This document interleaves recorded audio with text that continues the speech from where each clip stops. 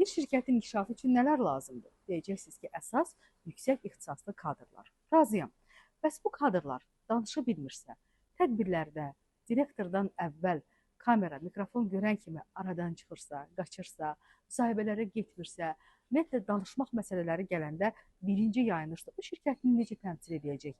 İnsanlar onun biliklərindən necə xəbərdar olacaqlar?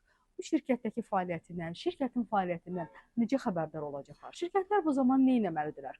Onlar əlacı nədə görürlər? Bəzən heç öz kadrları olmayan, tamamilə kənardan gətirdikləri, amma yaxşı nitqi olan bir şəxsi mətbuat xidməti, mətbuat katibi, PR mütəxəssis bu adla irəli çıxarırlar və onun təmsilçi kimi, məsələn, hansısa bir aparıcını, hansısa bir jurnalisti götürürlər, onu vəzifəyə təyin edirlər və öz şirkətlərinin simalarına çevirirlər.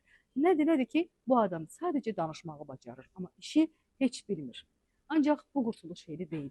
Bu, başqasının hazırladığı mütəxəssis hesabına limanı, gəmini qurtarmaqdır. Bunun üçün biz nə edirik? Bunun üçün biz özümüz yüksək ixtisaslı kadrlarımıza danışmaq öyrədirik. Onlara korporativ təlimlər keçirik, nitq təlimləri keçirik. Onların danışığının gözəl olması üçün çalışırıq. Rəhbər şəxsdirsə, satış mütəxəssisidirsə və yaxud başqa hansısa bir vəzifədədirsə, o öz peşəsini, qabiliyyətini, bacarığını göstərmək üçün gözəl danışmağı və bu həyəcanla mübarizə aparmağı, onun qalib gəlməyi mütləq şəkildə öyrənməlidir ki, bizim təlimlərimizdə məhz bu yöndədir.